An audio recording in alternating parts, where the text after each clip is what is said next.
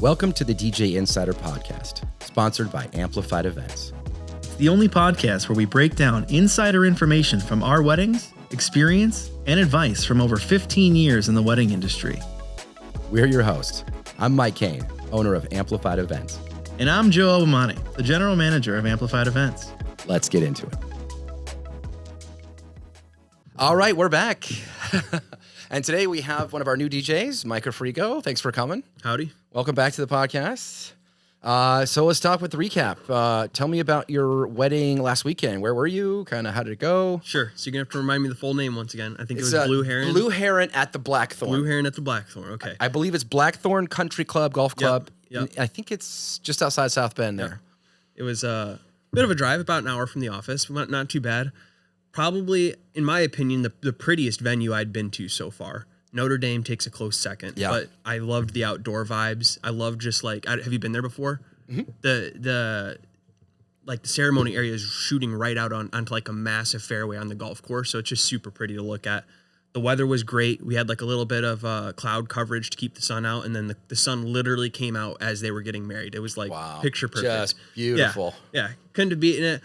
I think Joey and I, it was a great wedding all in all. Joey and I were a little stressed going into it more so Joey, because they had hyper-specific requests in their timeline breakdown. This was the wedding where, like, as she was walking down, she wanted the song to cut at a specific point, and then the dad would step off, and the groom would, like, turn around, and they'd have that first look moment as she's walking down the aisle, and then dad steps back in, and we cut to a different part. And so I think he was a little stressed, but luckily that all got kind of knocked out of the way, and we did a great job with it. So it's pretty easy, pretty fluid there. Yeah. Joe had said too that I think there was like 3 or 4 locations. Yes. There's like ceremony, Yep. cocktail hour, dinner, dancing, all different locations. So we were kind of jumping back and forth. This was the first wedding that I thought we did a really good job, and like everyone, including ourselves, had a really good time, but the dance floor was kind of empty the whole time. And it was the first time that it seemed like just the audience or the group that we had there that day just wasn't really the dancing crowd, and not in a bad way at all. Yeah. Everyone was kind of outside, just like swaying, and it was a very outdoorsy vibe. They had bags set up going around and stuff, and that's like where cocktail hour was. And then after dinner, we all came back outside. So people were just hanging out and conversing. And that's kind of how it was most of the night. But like I said, everyone had a blast, and the people on the dance floor, like, I'm starting to learn at every wedding, you'll have like 1 or 2 people who are really on your team and just like love to dance. And so it got to the point in the night where we're like, what do you guys want to hear? You know? Yes. And they were just epic. There were these 2 guys out there that were both part of the wedding party that were just sweating, just dancing all night. We had bubble guns too. The groom, that's right. I told you about that. The groom's mother came up to us before the wedding and was like, hey, the groom got 1 request for this wedding and he wants bubble guns. So whip these out when it's the right time. They give us 4 like electronic, like kids. I think it's always bubble the right guns. time. It's always the right time. We whipped them out right away. Those were a total blast too. They look really cool with the lights. Like they light were reflects awesome. off them. They were awesome. Obviously they make no mess. Like It was all in all a great wedding. I'd give it like an 8.5. Cool. It was a solid wedding. It was a solid wedding, I'd say. I love it. I love it. How was your guys' gig? Ours was solid. I'd say an 8. We had a similar thing. It was like the first beautiful weathered weekend, like in Northwest Indiana. And so, you know, I've done this long enough to where I've kind of developed, and I want all my DJs to learn this, like, know when people aren't dancing if it's your fault, because you're not picking good songs, because you're not doing good mixes, because your energy's not right on the mic, or is it like the layout is weird, the lights are on, there's actually no dance floor area because they're packed with tables. Like, there's so many reasons why people dance, and there's things you can control and things you can't control about the environment. And one of them is nice weather. Yeah. And it's like, there's beautiful stuff outside. We're going outside. And sometimes you'll have that where it's like, we kind of wanted to dance, but the weather was so nice and so inviting, and the sun is out. It's gorgeous. I'm not sweating in a suit to be outside. Like, I'm going outside, having enjoying the beautiful sunset. Like, come on. Yep. I mean, I can't blame people when they're taking in the beauty of nature, like, even though I'm playing Flow Rider. Like, right. They've heard Flow Rider before. They, this is their first, and oftentimes it's like, it's just a particularly beautiful night. There's things that are kind of against you. So that's kind of similar with us. We had a kind of a pretty full floor most of the night. But yeah, we had people outside talking, hanging out, because it was gorgeous. Why not? We had the photo booth outside. They had the pizza oven going. Gorgeous, great team over there at White Oak. It was a solid wedding. I'd say 8. It was solid. Yeah. Nothing technically went wrong. Pretty much good floor all night. Happy bride and groom. You know, that's what I would call an 8. You know, to be a 9, it needed to be a full floor most of the night. Yeah. To be a 10, full floor the entire night. Yeah. And you know, just epic. Just something crazy epic happens where it's stored in my core memory. Right. I see a lot of weddings. And I say I see like maybe 5 to 10 10s a year. Yeah. It may be maybe less than that. It depends. You see a lot of 8s, a lot of 9s. But yeah, crazy. Wild. Anything? Do you remember any of the highlight songs, the best songs of the night that hit the biggest? Songs of the night, or any songs that surprised you that hit? Oh man, I have to remember the one. The groom came up to us like right towards the end of the night, and he was like, "Can you play a song that is a DJ," he called it DJ Techno Viking song. And Joey somehow picked up from those keywords, like, oh, I know what you're talking about. I think I've seen that. You do? And it is. It's from like, as soon as he played TikTok, it. a German. Yeah, there's like a German dude just like dancing down the street. Yeah, exactly. He played that exact song. The groomsmen and all his people just freaked out. They were all marching across it. It was hilarious. That was like an epic highlight of the night, honestly. Oh, I love that. It was just so good. Dude, we have so many people come up to us, and oftentimes they're inebriated or on any kind of substances, and they're like throwing song lyrics at us. Yep. Or the song of the name of the song they think it is, but that's not the name of the song. And so we're searching for it, and I'm like, wait a minute, what? Who is it by? Yep. And sometimes they'll sing it or they'll hum it. Yep. What's that one that goes da da da da da da? I love to just like sing a little more. Like, sometimes I know right away, but sometimes I let them just sing a little more because it's funny. Have them sing the song to me to figure out what it is. I do find it funny with the requests that it's felt, at least since I've been doing this, it feels like there's no in between on the approach. People are just like overly abrasive and kind of in your face, like play this song, or just way too polite and like shy and scared. Like if you can, like, could you play this? And it's like a song that's obviously going to be played at a wedding too. And I'm like, yeah, we can definitely play that, man. I prefer those. I prefer those too. But that's how I feel about it. I'm like, man, come on. The forceful, abrasive ones, I would lower those if I could. Yeah, definitely. But since you started on our team, has anything kind of surprised you about doing this work? I think why don't we start with what do you like about it? Sure. What I like is it's kind of a performance that you're putting on when it feels good, and when it feels bad, it's not really your fault usually, like if you're doing your job right. Sure. And like what I mean by that is kind of like you said, there's some things that are out of your control, and it seems like you've put together a really good team of people that know what to do. So most of the times when the vibe isn't a 10 out of 10, it's usually not our fault, which is very comforting to me, at least, you know, as long as I feel like I'm doing my job to the best of my ability, the rest is just like, it's left up to whatever happens kind of thing. Yeah. I think that was the most surprising thing to me, was just how fun it would be. Like I said, it feels like you're putting on a performance kind of, that's really cool. I think, a really surprising thing to me is how much of the show the DJ actually runs. We're kind of like I've been to a few weddings now where there's like no wedding planner really, you know, and we're kind of in charge of the timeline. I never really realized that, but I guess we're the only one emceeing really ever throughout the night. So we kind of run a lot of the show, which is pretty cool. A lot of people look to us, you know? Yeah, you have the microphone, so you got the mics, you got the power kind of thing. Which is cool and scary, and it's an awesome responsibility. But honestly, we train our team to do it right. You're there to direct traffic, you're there to make announcements, to throw a great party, and to not become the party, not be too showy and perform. I saw this video on TikTok the other day where he's playing Mr. Brightside, and he just gets on the mic and sings the whole verse. The DJ does, and everybody just stops dancing and looks, and he's just singing. Yeah. At somebody's wedding, he's just singing the whole song on the mic. Why does he need to do that? What? Unnecessary. It's not. That's such a weird thing. It is such a weird thing to do. That's like if your doctor just starts taking drugs, while talking. Just shooting them up too. Yeah, I can do this because it's my drugs, you know. I'm gonna. This is kind of going long. Let's. Yeah, it's wild. It's really wild. Or a bartender just pours himself a drink while they're talking to you. Like it. It's the same effect. It's crazy. Yeah, obviously our DJs don't do that. And I would not look kindly on anybody who kind of became a performance kind of Sure. DJ. If people want that, that's fine. That's just not us. That's not Yeah. our brand. That's not what I want. But what are the challenging things? What are the things that kind of cause stress or feel like this is a challenge? It seems like the process is so fleshed out and just like well ironed that a lot of the stress, you know, I've been assisting on pretty much all of these roles, so I haven't gotten to feel the real brunt of it. But I think a lot of the stress, at least I see in the DJs that I'm assisting, just comes from internal stress that they're creating, you know, sort of going back to the performance side. You get stressed. Even if you're the best, you're going to get stressed a little, you know, you're there to do something in front of people, talk publicly, whatever it may be.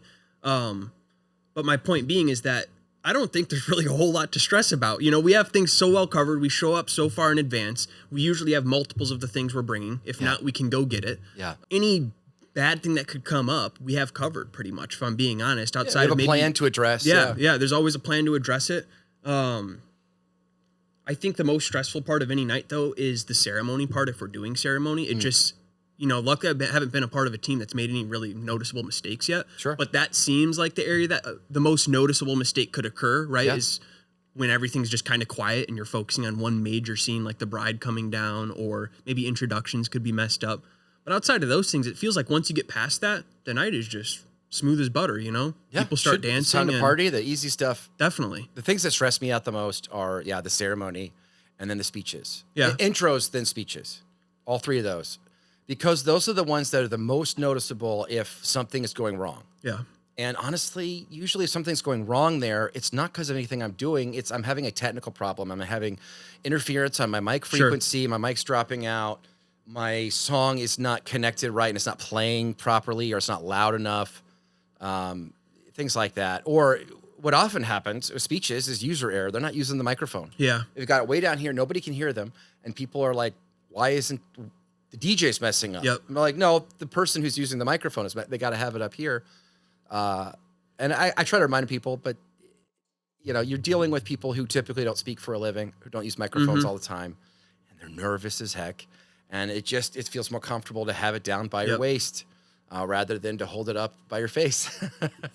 So I don't know. It's one of those things. But which I have my my first lead event coming up. Yes. I think on the 14th this month. And intros is definitely, theirs look very simple, but definitely for my first couple events, I'm going to be practicing before going into it, just because watching you and Joey do it, you guys have done it so many times. We have it but memorized it still now, is yeah. so like, that is definitely the most going on throughout the night, in my opinion, especially if they have like, I want you to do 5 different songs for these intros, right? Are they having you do that? No, not at this one. Oh, It's very you will. simple. It's It'll like come. it's like one song, play it through. So I'm like, sweet. Woo, you just bring it Yeah. up, bring it down, bring it up, bring it down. Yeah. But I just watching Joey, I'm like, oh my gosh, like there's a lot happening very quickly. Like you said, you're changing songs. Maybe you have to raise the audio level on that song, and their mic is too quiet. So now you're hopping all over the place, and then you got another song. It's a lot to keep track of. You know, it's definitely very fast paced in that moment. Yeah. At the last weekend's wedding, it was the first time that we kind of had that load taken off of, because they were like, we want you to introduce our parents as just like the groom's parents. And then as soon as they walk out, hand them the mic, and they're going to introduce everyone else. Like, we got that. Easy enough. I walked out there and handed them the mic. It was so simple and easy. And you're honestly never done with the stress of it, because I've been doing this a long time now, 20 years, I guess. And like now I still have to deal with all the stressors of the wedding and all of the but then I have a team who's Correct. relying on me, counting on me. And if their equipment's not working, if they can't get into the venue, if somebody's sick or got in a car accident, like there's other pieces that I'm also ultimately responsible for because I have to pay for it. And so like, that's another added aspect that I'm like, hold on, I'm about to do intros. I got to answer this call real quick and figure out, help them figure this out. And I'm not there if I can. You get really good at troubleshooting, and it's a lot of critical thinking.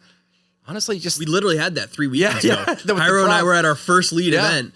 And the sound's honestly, cutting out, and you're like, dude, we just finished dinner. Send me pictures. Call me in 3 minutes. FaceTime, We figured it out. We figured it out. I honestly think it was the power in that. It was. part. It was. I don't I think so, too. because I don't think he's had a problem since or before. And the only thing that makes sense is that when you raise the volume on that you're getting a power drop, and then the power in that barn was really spotty at best, and it was sucking too much juice, and then it literally dropped. Yep. And a lot of the speakers have built-in stuff to protect the speakers from blowing. So, if you're under a certain wattage, you're going to struggle. Unfortunately, it's just how it is.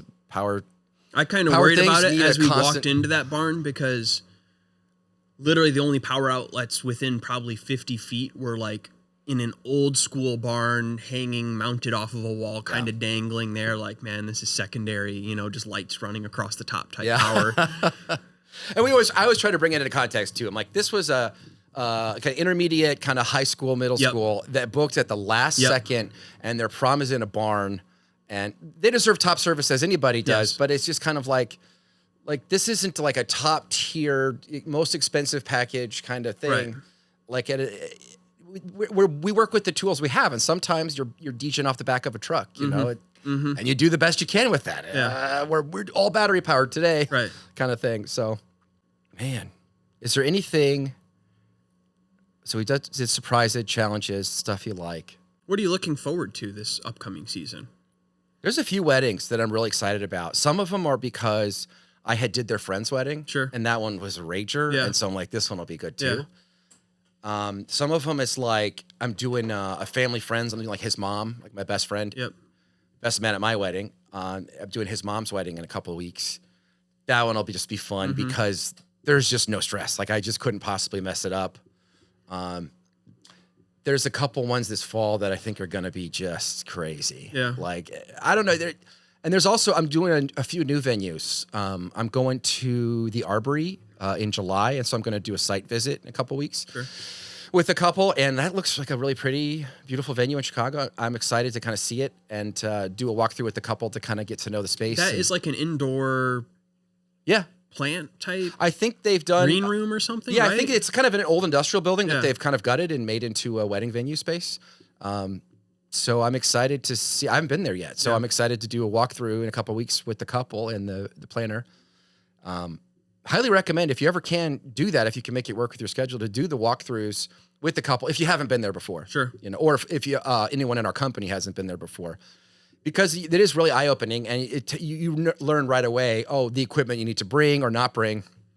It makes it a lot easier. Yeah. Some of those, Chicago has a lot of cool niche little spots like that are kind of surprising. And like, this is a really cool venue. So I'm excited. We'll see what that's like. I always love working in a new space because I immediately start kind of using my DJ mind, what size speakers I need to bring, if I need to bring additional speakers, where I'm going to set up, that sort of thing. And then there's just new challenges, but it's also new kind of like experiences too, where you can have like, this is going to be really fun. This is going to be okay. You start to see the layout, you get really excited. Layout, honestly, is the first thing I look at. It makes a big difference in the party. I say it all the time on the podcast, but the layout can make or break a wedding. If you have the DJ up in like a tree loft, nowhere near dancing, like he just can't interact with the crowd, you can't see the crowd, it's going to affect the wedding. If you have where it's kind of mostly outside and there's a lot to do outside, a lot to look at, you're going to struggle. Sometimes, honestly, a backyard tent wedding can be a rager. Yeah. Because the party is under the tent. Like, that's where it's happening. That's sort of how my brother's wedding was. They had it, and then like ceremonies in the church, and then after everything was back at basically in a tent in a backyard. Yeah. But everything was just like, you're just in a compact group that you couldn't help but have a good time and listen to the music, basically. That's a good idea. Anything from weddings in the past, either ones you've done with us or ones you've been to, that you saw or experienced that you really liked. Sure. That when it's time for you to get married, that you would love to incorporate in your wedding. I think I've seen some things already. Firstly, going to the food, we had it was like a smash burger bar at that Notre Dame wedding. Dude. It was amazing. When you're drunk, like some burgers to hammer down are great. Pizza's also a good one. They had pizza at last weekend's wedding. I think some of the things I pick up would just be like timeline things, honestly. I like the weddings that have kept things very quick and efficient for the guests too. Yeah. Like it's nice when the guests it doesn't seem like your guests are ever getting bored or like tired sitting there, you know, and everything's kind of fast paced for them. It seems like the energy just stays at a higher level the whole night when that happens, when they always have something to do, you know? Yeah. So I definitely like that. It's hard to say. I really like a simplified timeline too. Yeah. Where they cut out a lot of the bouquet garter. Yep. Even the intro is this like the bridal party or the groomsmen. I love when they cut out like, you know, the shoe game and the dollar dance and like all that extra stuff that can be fun. But honestly, people just, you know, they've traveled, they've got dressed up, they brought you a gift. Like they've done a lot to be there. Like, let's just throw them a great party. And it doesn't have to be a lot of performative stuff. Let's just let's play some good music, have some good food and some good drinks, and have the wedding be beautiful. And let's just have fun. To me, the simpler timelines usually equal the better parties. I agree with that. And especially if you work in time where people can kind of chill and relax and unwind. And then, okay, now it's time to pay attention, and now it's time to chill and relax. It's kind of that hurry up and wait kind of thing. And then limiting how much they have to pay attention for, yes. Not 30 minutes of just drawn out. Yeah, I think... Anything you've seen that you're like, absolutely not, I don't want to do this at my wedding. Not for me. Not my taste. Or anything unique you've seen. I like the T-shirt tosses. It's not too unique, but That's the T-shirt cool. tosses are really fun. They hype up the dance floor. It kind of gets people out there. I love, too, because it doesn't have to be single. People, anybody can wear T-shirts. Anyone can wear a T-shirt. It's very easy. Yeah, I like that. Yeah, that one we did at Lure, that was epic. That was epic. That was super epic. I liked it a lot. I liked the bubbles, which I already mentioned. That's a good. We're gonna have to get some bubble guns. Gonna have to add them to the arsenal. Joe's like, I want a bubble gun. He wanted to take them. I was like, dude, I don't know. They're gonna. We'll buy some. We'll buy some. I think that's a cool thing. I love the glow sticks are fun. Yep. Like, I don't love the mess they make and that I have to, usually you're having to do it, pull all the little tabs and turn them on. Yeah. But people love them because it makes dancing easier. Yeah, gives you something to do with your hands too. It's like super simple. What do I do with my hands? Yeah.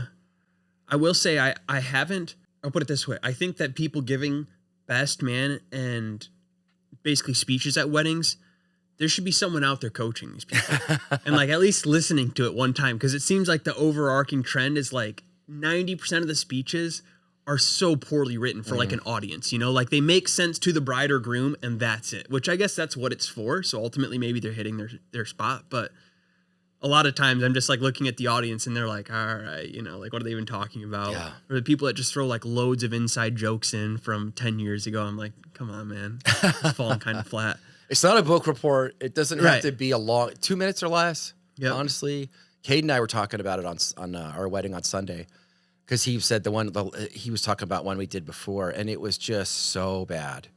I can't, if it was the father or somebody, but the speech was just so like alienating and offensive and ridiculous and long. And Cade was laughing about it because it's just like he couldn't believe how bad it was. Yeah. And it literally ruined the night kind of thing. Like it just, everybody was like, oh, man. I was in a good mood but after that speech. That's tough. I'll try to have fun still. Something cute that I saw happen at last weekend's wedding, which like, I don't know why, but had me like almost choked up out of nowhere, was the bride did a dance with her dad, and then the bride's mom did a dance with her dad. Wow. And then the bride's, how did it go? Grandma? Her great grandma was there basically, not the grandpa, but they went up 3 generations and they all did a dance. And I was like, that's crazy cool, That like is cool. And after each one got off the floor, they all started to tear up, like the dad and then the dad's dad. And they were like a family that like, you could spot them from a mile away. You're like, you're all related. It was that type. You could tell they were super close and just like, it was really, really sweet moment for sure. I really like stuff like that where it's like, we're going to take this time. Yeah. Just a little bit of time to make a memory. Yeah. You could tell everyone in the audience like was all about it. It was very heartwarming, Ours did that too. The bride, she, instead of throwing the bouquet, she was like, now normally we do the bouquet and you guys are beautiful and you deserve a bouquet, but you're going to be fine. You're going to meet your person and get married. But I want to give this to somebody who doesn't get a dance, who doesn't get a speech, who doesn't get to walk me down the aisle, and is like, I'm giving this to my mom. Yeah. And everybody was like crying. Like it was really cool. I love that. It's when people find a way to show people using their special moment to like share it with another person. To make it special, make it memorable. Yeah. To me, that's really what it's about, is making fun memories. And I don't know. Mascots always bring the energy up when people do that, or like some sort of performer. Right. Trying to think. I would love to do a themed wedding. Yeah. I would love to do that. We've done a few like that where it's like there's very specific music or very specific like style. Yeah. And sometimes, where the people dress up, kind of thing. Back to what we're looking forward to this year, I think what I'm looking forward to just in general from this business a lot is getting exposed to just more stuff culturally too. That wedding that we did with like, it was half Mexican, half white, was so fun. I got to hear so much music I'd never heard. The dance floor was banging the whole time. Like, I think that'll be super cool too, is just learning new things, Well, and then you did that prom and you're like, Mo Chicken? Like, right, exactly. Young people exposed you to new songs to come up with, Yeah, I love when you and Dave were telling me about that. And like, sharing just about this song, and I was like, did it go like? And I just started like immediately just impersonating the songs because I know the style of music. You knew it exactly. It's the best. It's the best. Oh, it's so fun, and honestly, the crowd loves it. They dance so crazy to it. That's been honestly, this season has been one of my favorites so far because now all the elements are coming together. We have a good team. We've got good leadership with Joe and Jeff doing his thing in Michigan, and we've really come together in a really fun way where it's what I've always dreamt of in my olden days at the company I worked from before. We would meet at storage and then go out for drinks after weddings and then decompress and talk about the weddings. And that's literally the highlight of my week. Yeah. I look forward to it all the time. And so whenever I get back and you guys are here and hey, like when I got back today on Sunday, you guys all like hug me and help me carry in my equipment. And then we're just talking about weddings and everyone's sharing the crazy stories. And it's a blast. It's a lot of camaraderie. Yeah. It's a lot of fun. To me, it's work doesn't have to be so stressful and hard and grueling. And it's so cool to everybody's kind of doing the same job. And so, but we're like, this is our version of that today. You know, I really enjoy that late night talks. It's super fun. I really look forward to it. It's so fun. Yeah, I agree. I'm trying to think anything else. Summer, man, it's going to be crazy. It's we're getting busy. Yep. It's pretty much this weekend coming up. We have just 2 weddings, but then after that, it's going to be every weekend, 4, 5, 6 every weekend. It's going to be crazy. Awesome. It slows down a little in July, but yeah, it's going to be a marathon until November.